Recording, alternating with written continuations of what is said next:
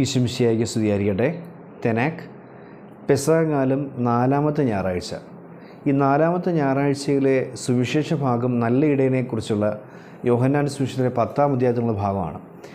ഇവിടെ ഒരു പ്രത്യേകതയുള്ളത്, ഈ ഒരു സുവിശേഷ ഭാഗം നമ്മൾ ധ്യാനിക്കാനായിട്ട് തിരുസഭ നൽകിയിരിക്കുന്നതുകൊണ്ട് തന്നെ ഈ ഞായറാഴ്ചയെ ഗുഡ് ഷെപ്പേർഡ് സൺഡേ അഥവാ നല്ല ഇടയ ഞായർ എന്നാണ് അറിയപ്പെടുന്നത്. അതോടൊപ്പം തന്നെ ദൈവവിളിയുടെ ഞായർ എന്നുകൂടി ഈ ഞായറാഴ്ച അറിയപ്പെടുന്നു.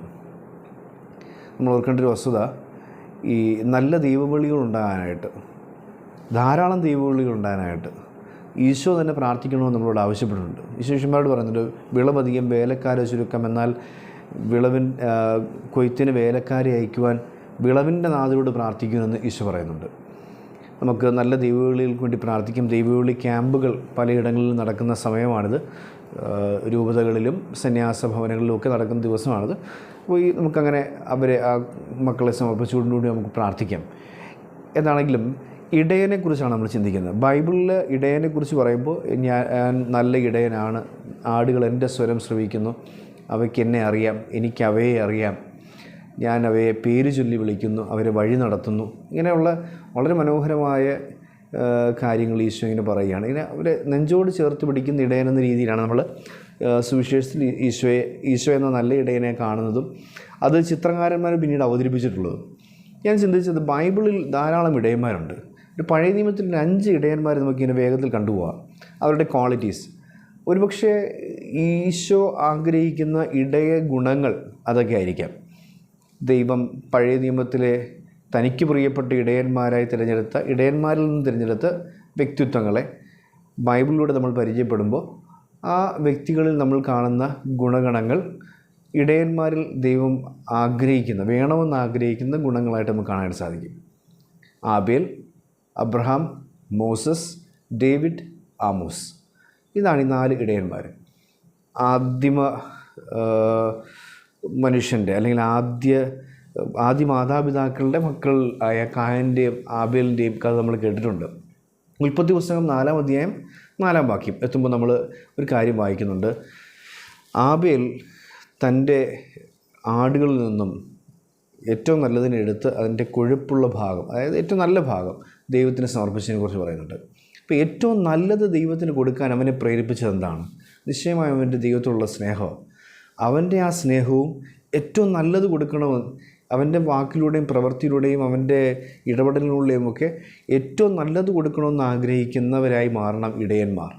അങ്ങനെ നല്ലത് കൊടുക്കുക. ഇപ്പോൾ മാതാപിതാക്കളോടൊക്കെ പറയുമ്പോൾ തന്നെ ഇത്തിരി പഠിക്കാൻ കുഴപ്പമുള്ള അല്ലെങ്കിൽ മോശപ്പെട്ട ഒരാളെ അച്ഛനാക്കാൻ വിട്ടേക്കാമെന്നൊക്കെ പറയുന്ന മാതാപിതാക്കൾ നമ്മൾ കാണും. അങ്ങനെയല്ല, ഏറ്റവും നല്ലത് ദൈവത്തിന് സമർപ്പിക്കണമെന്നൊക്കെയുള്ള ബൈബിളിലെ ആ നിയമം, ആ പുറപ്പാടുമായിട്ടൊക്കെ ബന്ധപ്പെട്ട നിയമം നമ്മൾ ഓർക്കണം. ഏറ്റവും നല്ലതാണ് ദൈവത്തിന് കൊടുക്കേണ്ടത്. അപ്പോൾ അങ്ങനെ ഏറ്റവും നല്ലത് ദൈവത്തിന് സമർപ്പിക്കാൻ മാതാപിതാക്കൾക്കും തോന്നട്ടെ. അവന് താല്പര്യം ഇല്ലെങ്കിൽ അത് നിർബന്ധപൂർവ്വം എന്നുള്ള രീതിയിലല്ല, അവന് താല്പര്യം വളർത്തിയെടുത്ത് കൊടുക്കുക എന്നുള്ളതാണ്. അവന് താല്പര്യമില്ലാതെ മാതാപിതാക്കൾ നിർബന്ധിച്ചിട്ട് കാര്യവുമില്ല. അപ്പോൾ നമ്മുടെ ജീവിതത്തിലാണെങ്കിലും ഏറ്റവും നല്ലത് ദൈവത്തിന് കൊടുക്കണമെന്ന് തോന്നുന്നവരായിരിക്കണം ആ ദൈവവിളിയിലേക്കും പൗരോഹിത്യത്തിലേക്കും ഇടയ ജീവിതത്തിലേക്കും കടന്നു വരേണ്ടതായിട്ടുള്ളത്. അപ്പോൾ എന്താണ് സംഭവിക്കുന്നത്? ആ വാക്യത്തിൻ്റെ അവസാനം പറയുന്നത് ഇങ്ങനെയാണ്: അവൻ്റെ കാഴ്ചയിലും അവനിലും ആബേലിലും ദൈവം പ്രസാദിച്ചു. പുതിയ നിയമത്തിലേക്ക് വരുമ്പോൾ ഈശോയെ ജോർദാൻ നദിയിൽ സ്നാനം സ്വീകരിച്ചൊക്കെ വരുന്ന സമയത്ത് വായിക്കുന്ന സംഭവം ഇതാണ്: അവനിൽ ദൈവം പ്രസാദിച്ചു എന്ന് പറയപ്പെടുന്ന വാക്യം. വീണ്ടും നമ്മൾ കാണുന്ന അടുത്ത ഇടയൻ എന്ന് പറയുന്നത് അബ്രഹാമാണ്. അബ്രഹാമിനെ കുറിച്ച് ഒരുപാട് കാര്യങ്ങൾ നമുക്ക് പറയാൻ സാധിക്കും. അബ്രഹാം വളരെ ദൈവത്തോട് സ്നേഹമുള്ള ഒരാളായിരുന്നു. ദൈവത്തിൻ്റെ വാക്കുകൾ അതേപടി അനുസരിക്കുന്ന വളരെ കമ്മിറ്റ്മെൻറ്റിൻ്റെ ഒരു മനുഷ്യനായിരുന്നു. അതെന്താ കാരണം എന്ന് ചോദിച്ചാൽ, അയാൾ വിശ്വാസികളുടെ പിതാവെന്ന് പറയപ്പെടുന്ന അതിശ്രേഷ്ഠമായ ശക്തമായ വിശ്വാസത്തിൻ്റെ മനുഷ്യനായിരുന്നു. പലതും നമുക്ക് പറയാനായിട്ട് സാധിക്കും. പക്ഷെ ഞാൻ ശ്രദ്ധിച്ചൊരു വാക്യതാണ്, യെശയ്യാ 41:8 പറയുന്നുണ്ട്, he's a friend of God. ദൈവത്തിൻ്റെ കൂട്ടുകാരനായിരുന്നു, ദൈവത്തിൻ്റെ സുഹൃത്തായിരുന്നു അബ്രഹാം ഫ്രണ്ട് ഓഫ് ഗോഡാണ്, ദൈവത്തിൻ്റെ കൂട്ടുകാരൻ. എങ്ങനെ എന്ന് ചോദിച്ചാൽ, അപാരമായ വിശ്വാസവും വിശ്വാസത്തിൽ നിന്നുമുള്ളമായ അനുസരണയും കൊണ്ടാണ് അബ്രഹാം ഒരു നല്ല ഇടയനായി മാറുന്നത്. ഒരു വലിയൊരു ജനത തന്നെ തന്നിൽ നിന്ന് ഉദിക്കുമെന്ന് ദൈവം ഉറപ്പ് നൽകുന്നുണ്ട്. ഭൂമിയിലെ മൺതരികളെയും ആകാശത്തിലെ നക്ഷത്രങ്ങളെയും പോലെ നിൻ്റെ സന്തതികൾ വർദ്ധിപ്പിക്കുമെന്നൊക്കെ പറയുമ്പോൾ കൃത്യമായിട്ടും അബ്രഹാത്തിൻ്റെ വിശ്വാസത്തിൽ നിന്നും ഉണ്ടാകാൻ പോകുന്നൊരു ജനതയെക്കുറിച്ചാണ് പറയുന്നത്. അബ്രഹാം ഒരു വലിയ ഇടയനായി മാറിയ. അപ്പോൾ അബ്രഹാത്തിൻ്റെ ആ വലിയ വിശ്വാസവും അനുസരണയും തന്നെയാണ് അവനെ ദൈവത്തിൻ്റെ കൂട്ടുകാരനാക്കി തീർത്തത്. ദൈവത്തിൻ്റെ കൂട്ടുകാരനായി മാറുക ഇടയൻ. മൂന്നാമത് മോശ എന്ന് പറയപ്പെടുന്ന ഇടയൻ എന്നുള്ള ആ മരുഭൂമിയിലെ സംഭവമൊക്കെ നമുക്ക് ഓർത്തെടുക്കാൻ സാധിക്കും. മോശ മരുഭൂമിയിൽ ആട് മേയ്ക്കാൻ പോകുന്ന സമയത്തുള്ള സംഭവങ്ങളൊക്കെ നമ്മൾ ഓർക്കാം. യഥാർത്ഥത്തിൽ ഈ ഇങ്ങനെ വഴിതെറ്റിപ്പോവുകയും മുൾപ്പടർപ്പിൽ കുടുങ്ങിപ്പോവുകയൊക്കെ ചെയ്ത ആടിനെ 99 വിട്ടിട്ട് ഒന്നിൻ്റെ പുറകെ പോയെന്നൊക്കെ പറയുന്ന കഥ യഥാർത്ഥത്തിൽ മോശയെക്കുറിച്ചുള്ള കഥയെന്നൊക്കെയാണ് പറയപ്പെടുന്നത് ജൂത പാരമ്പര്യം അനുസരിച്ച്. ഈ മോശയെക്കുറിച്ച് പറയുന്ന പ്രത്യേകത എന്താണെന്ന് ചോദിച്ചു കഴിഞ്ഞാൽ, മോശയ്ക്കാണ് ദൈവം നിയമം കൊടുത്തത്. മോശയ്ക്ക് ദൈവം നിയമം കൊടുത്തു. മോശ 2 കാര്യങ്ങൾ ദൈവത്തിൽ നിന്നും ആവശ്യപ്പെട്ടതായിട്ട് നമ്മൾ കാണുന്നുണ്ട്. പുറപ്പാട് 3-ാം അധ്യായം 13-14 വാക്യങ്ങളിലായിട്ട് നമ്മൾ കാണുന്നുണ്ട്. മോശ ദൈവത്തോട് പേര് ചോദിക്കുന്നുണ്ട്. അപ്പോഴാണ് ഈ ദൈവം യഹോവ എന്ന പേരൊക്കെ പറയുന്നത്. രണ്ടാമതായിട്ട് പുറപ്പാട് 33-ാം അധ്യായം 18 മുതൽ 23 വാക്യങ്ങൾ നമ്മൾ വായിക്കുന്നുണ്ട്. മോശയ്ക്ക് ദൈവത്തിൻ്റെ മുഖം കാണണമെന്ന് ആവശ്യപ്പെടുന്നുണ്ട്. അപ്പോൾ ആ വലിയൊരു പ്രാഭവത്തോടു കൂടി ദൈവത്തിൻ്റെ മുഖം കാണാമെന്നും അത് താങ്ങാനൊന്നുമുള്ള കെൽപ്പ് മനുഷ്യനില്ലെന്ന് ദൈവം വെളിപ്പെടുത്തുന്നുണ്ട്. എന്താണെങ്കിലും മോശ ദൈവത്തിൻ്റെ മുഖം കാണണമെന്ന്, ദൈവത്തിൻ്റെ പേരെന്താണെന്നും ഒക്കെ ചോദിച്ചൊരു ആളാണ്. ദൈവത്തിൻ്റെ പേരും seeking his name and seeking his face എന്നൊക്കെ പറയുന്നത് യഥാർത്ഥത്തിൽ നിയമം അന്വേഷിക്കുന്നു പറയുന്നത് തന്നെയാണ്. ജ്ഞാനപുസ്തകങ്ങളങ്ങനെ നമ്മൾ വായിക്കുന്നത്. അവൻ്റെ മുഖം തേടുന്ന ജനതയാണ്. കർത്താവ് നിൻ്റെ തിരുമുഖം തേടുന്നവരുടെ നേടുന്ന ജനത എന്നൊക്കെ പറഞ്ഞുകൊണ്ട് ബൈബിളിൽ അവതരിപ്പിക്കുന്നുണ്ട്. അത് കർത്താവിൻ്റെ നിയമം പാലിക്കുക എന്നുള്ളത് തന്നെയാണ്. അവൻ്റെ പേരും അവൻ്റെ മുഖവും ഒക്കെ മനസ്സിലാക്കണമെന്ന് പറയുമ്പോൾ അതിനർത്ഥം അവൻ്റെ നിയമങ്ങൾ, അവൻ്റെ തിരുമുഖം കണ്ടവൻ്റെ നിയമം അനുസരിക്കണമെന്ന് തന്നെ. അപ്പോൾ മോശ നിയമങ്ങൾ ധ്യാനിച്ചവൻ, വചനം തോറ ധ്യാനിച്ചവൻ്റെ പ്രതീകമാണ്. വചനം ധ്യാനിച്ച് ജീവിക്കുന്നവനായി മാറണം ഒരിടയൻ എന്ന് ഓർമ്മിക്കുക. 4-മതായിട്ട് ഡേവിഡ്, ഒരു നല്ല പാട്ടുകാരൻ, സങ്കീർത്തകനായ, സ്തുതിപാഠകനായ രാജാവ്, ആദ്യത്തെ രാജാവ്. ഈ മനുഷ്യനെക്കുറിച്ച് അപ്പോസ്തല പ്രവർത്തികൾ 13-ാം അധ്യായം 22-ാം വാക്യത്തിൽ ലൂക്ക എഴുതിയിരിക്കുന്ന വളരെ മനോഹരമായ വാക്യമുണ്ട്. ദൈവത്തിൻ്റെ ഹൃദയത്തിനിണങ്ങിയ മനുഷ്യൻ, ദൈവത്തിൻ്റെ ഹൃദയത്തിന് ഇണങ്ങിയ മനുഷ്യൻ. ഇത് വളരെ മനോഹരമായി ദൈവത്തിൻ്റെ സുഹൃത്ത് എന്നൊക്കെ അബ്രഹാത്തെ പറയുന്ന പോലെ മനോഹരമായിട്ട് അവതരിപ്പിക്കുന്നൊരു വാക്യമായത്. ദൈവത്തിൻ്റെ ഹൃദയത്തിന് ഇണങ്ങിയ മനുഷ്യൻ. എത്ര മനോഹരമായ വാക്യമാണ്. എന്തുകൊണ്ടെന്ന് നമ്മൾ ചിന്തിച്ചാൽ മനസ്സിലാവും. അദ്ദേഹത്തിന് ഇങ്ങനെ നിറഞ്ഞു കവിയുന്നൊരു സ്നേഹം ഉണ്ടായിരുന്നു.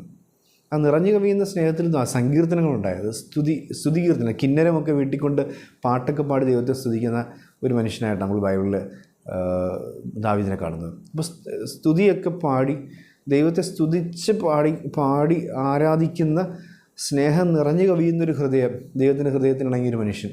അത്രയ്ക്ക് ദൈവത്തിൻ്റെ ആ ഒരു ഹൃദയ ഐക്യം ദൈവവുമായിട്ടുള്ളൊരു മനുഷ്യനായിട്ട് ഇടയൻ മാറണമെന്ന് ഓർപ്പിക്കുക. ആമോസ്, അവസാനത്തെ ഇടയൻ, ഒരു പ്രവാചകനാണ്. ഒരു എഴുതപ്പെട്ട പ്രവാചക ഗ്രന്ഥങ്ങളിൽ ആദ്യത്തേതായിട്ട് ആ പേരിൽ തന്നെ അറിയപ്പെടുന്ന പ്രവാചകൻ എന്നൊക്കെ ആമോസിനെ പറയുന്നുണ്ട്. ആമോസ് ആരാണെന്ന് ചോദിച്ചു കഴിഞ്ഞാൽ, അല്ലെങ്കിൽ അയാളുടെ ഐഡൻറ്റിറ്റി എന്താണെന്ന് ചോദിച്ചു കഴിഞ്ഞാൽ, call to live in justice എന്നാണ് പറയുന്നത്. നീതിയിൽ ജീവിക്കാൻ വേണ്ടി വിളിച്ചു പറഞ്ഞുകൊണ്ടിരുന്ന ഒരു പ്രവാചകനാണ് ആമോസ്. അത് ഇടയൻ്റെ വലിയൊരു ധർമ്മമാണ്. നീതിയിൽ ജീവിക്കാൻ വേണ്ടി വിളിച്ചു പറഞ്ഞുകൊണ്ടിരിക്കുക, ജസ്റ്റിസ്. ആമോസ് 5:24 നമ്മൾ വായിക്കുന്നുണ്ട്. നീതി ജലം പോലെ ഒഴുകട്ടെ, സത്യം ഒരിക്കലും പറ്റാത്ത നീരുറവ് പോലെ ആയിത്തീരട്ടെ എന്നൊക്കെ പറയുന്നുണ്ട്. അപ്പോൾ നീതിയും സത്യവും അതിൽ നിന്നും കരുണയും ഒക്കെ ഒഴുകേണ്ട മനുഷ്യൻ്റെ ആവശ്യകതയെക്കുറിച്ച്, മനുഷ്യൻ്റെ ഹൃദയത്തിൽ നിന്ന് അതൊക്കെ ഒഴുകണമെന്ന് ആവശ്യപ്പെടുന്ന ഒരാളായിരിക്കണം ഇടയൻ എന്നുകൂടി ഓർമ്മിക്കുക. അപ്പോൾ ദൈവത്തിൻ്റെ പ്രസാദം സ്വീകരിച്ച് ഒരു നല്ല സമർപ്പണം നടത്തുന്ന ആബേലിനെ പോലെ, ദൈവത്തിൻ്റെ സുഹൃത്തായി മാറത്തക്ക രീതിയിൽ അപാരമായ വിശ്വാസമുള്ള അബ്രഹാത്തിനെ പോലെ, ദൈവത്തിൻ്റെ മുഖവും പേരുമൊക്കെ ചോദിച്ച് നിയമമനുസരിച്ച് ജീവിക്കുന്ന മോശയെപ്പോലെ, ദൈവത്തിൻ്റെ ഹൃദയത്തിനിണങ്ങിയ മനുഷ്യനായി മാറാൻ വേണ്ടി നിറഞ്ഞു കവിയുന്ന സ്നേഹത്തിൻ്റെ സ്തുതിഗീതമുള്ള ആരാധനയുള്ള മനുഷ്യനായി മാറാൻ വേണ്ടി ദാവീദിനെ പോലെ, നീതിയും സത്യവും കരുണയും ഒക്കെ പുലരണമെന്ന് ജനത്തോട് നിരന്തരം വിളിച്ചു പറഞ്ഞുകൊണ്ടിരിക്കുന്ന ആമോസ് എന്ന നീതിയുടെ പ്രവാചകനെ പോലെ ഒരിടയൻ മാറണം. ഞാനാ ഇടയൻ? ഒരു പുരോഹിതൻ മാത്രമല്ല, മെത്രാൻ മാത്രമല്ല, ഒരു വീട്ടിൽ അപ്പനിടയനാണ്, തൊഴിലിടത്ത് തൊഴിലാളിയും ഇടയനൊക്കെയായി മാറുന്നുണ്ട്. അങ്ങനെ ഇടയനായി മാറുക എന്നുള്ളൊരു ഓർമ്മപ്പെടുത്തലാണ് ഈ ഗുഡ് ഷെപ്പേർഡ് സൺഡേയിൽ നമ്മൾ ഓർക്കുക. ഏറെ പ്രത്യേകിച്ച് ഈ ഗുണഗണങ്ങൾ, ഈ പറയുന്ന ക്വാളിറ്റീസൊക്കെ ഉള്ള ഇടയന്മാർ നമ്മളുടെ ഇടയിൽ ഉണ്ടാകാൻ വേണ്ടി നമുക്ക് പ്രാർത്ഥിക്കാം. നല്ല ദൈവവിളികൾക്ക് വേണ്ടി നമ്മളെ നയിച്ചുകൊണ്ടിരിക്കുന്ന ഞാൻ ഉൾപ്പെടെയുള്ള വൈദികരെല്ലാം ഈ പറയപ്പെടുന്ന ഒരു 5 ക്വാളിറ്റിയുള്ള ഇടയന്മാരെ മാറാൻ വേണ്ടി നമുക്ക് പ്രാർത്ഥിക്കാം. സുവിശേഷത്തിലേക്ക് വരുമ്പോഴത്തേക്ക് ഈശോ പറയുന്നൊരു അതിമനോഹരമായ വാക്യമാണ് യോഹന്നാൻ 10:9. വാക്യം ഇങ്ങനെയാണ്: ഞാനാണ് വാതിൽ, I am the gate of sheep എന്ന് പറയുന്നത്. നേരത്തെ നമ്മൾ കണ്ടിട്ടുള്ളൊരു കാര്യമാണ്. ഗൂഗിൾ ചെയ്ത് നോക്കുമ്പോൾ നമുക്ക് കാണാൻ സാധിക്കുന്നൊരു നല്ല മനോഹരമായ ഒരു പെയിൻറ്റിംഗ് ഉണ്ട്. ആടിനെയൊക്കെ ഒരു കൂട്ടിനകത്ത് അടച്ചിട്ട് വാതിലായിട്ട് കുറുകെ കിടക്കുന്ന ഇടയൻ. ഈ കൂട്ടിൽ നിന്നും ഒരു ആടിന് പുറത്ത് പോകണമെങ്കിലോ ഈ കൂട്ടിനകത്ത് കിടക്കുന്ന ആടിനെ ആക്രമിക്കാൻ ഒരാൾക്ക് അകത്ത് കയറണമെങ്കിലോ എൻ്റെ നെഞ്ചത്ത് ചവിട്ടിയിട്ടായിരിക്കണം. അതായത് ഇതിൻ്റെ മൊത്തം കാര്യവും ഞാൻ ഏറ്റെടുത്തിരിക്കുക. 23-ാം സങ്കീർത്തനത്തിൽ പറയുന്ന പോലെ ആ പച്ചപ്പുൽപ്പുറങ്ങളിലേക്ക് കൊണ്ടുപോവുകയും സ്വച്ഛ ജലാശയത്തിൽ കുടിക്കാൻ കൊടുക്കുകയും തണൽ നൽകുകയും അല്ലെങ്കിൽ വിരുന്ന് നൽകുകയൊക്കെ ചെയ്യുന്ന ഇടയനെക്കുറിച്ച് മാത്രമല്ല നമ്മൾ ചിന്തിക്കുന്നത്. ആടിന് വേണ്ടി പോരാട്ടത്തിലേർപ്പെടുന്ന ഇടയനെക്കുറിച്ച് കൂടിയാണ് Isho I am the gate of sheep എന്ന് പറയുന്നതിൻ്റെ അർത്ഥമാക്കുന്നത്. ഞാൻ അവൻ്റെ വാതിലായി നിൽക്കാൻ പോയ ആരുണ്ട് അവനെ തൊടാനായിട്ട്? അങ്ങനെ വാതിലായി മാറി ഇടയന്മാർക്ക് വേണ്ടി നമുക്ക് പ്രാർത്ഥിക്കാം. കാരണം ഇനിയുള്ള കാലം വിശ്വാസികൾ തന്നെ അല്ലെങ്കിൽ ആടുകൾ തന്നെ ഇടയനെതിരെ തിരിയുന്നൊരു കാലമാണ്. നമ്മൾ ആടുജീവിതത്തിൻ്റെ കാര്യമൊക്കെ പറയുമ്പോൾ നമ്മൾ കണ്ടായിരുന്നു. ആ ഇടയൻ 2 ആടുകൾ തമ്മിൽ പോരടിക്കുന്ന സമയത്ത്, തലതല്ലി ചാവാൻ പോകുന്ന സമയത്ത് അതിനിടയ്ക്ക് കയറി പിടിച്ചു മാറ്റാൻ ശ്രമിക്കുമ്പോൾ ഒരു ആട് ഇടയനെ ഇടിച്ചു വീഴ്ത്തുന്ന രംഗമൊക്കെ നമ്മൾ കാണുന്നുണ്ട്, ഇടയൻ്റെ ഗതികേടിനെക്കുറിച്ചൊക്കെ. അപ്പോൾ ആടുകൾ തന്നെ ഇടയനെതിരെ തിരിയുന്നൊരു കാലഘട്ടത്തിൽ ജീവിക്കുമ്പോൾ ആടുകളുടെ വാതിലായി മാറാനുള്ള കൃപയ്ക്കായി പ്രാർത്ഥിക്കാം. ദൈവം അനുഗ്രഹിക്കട്ടെ.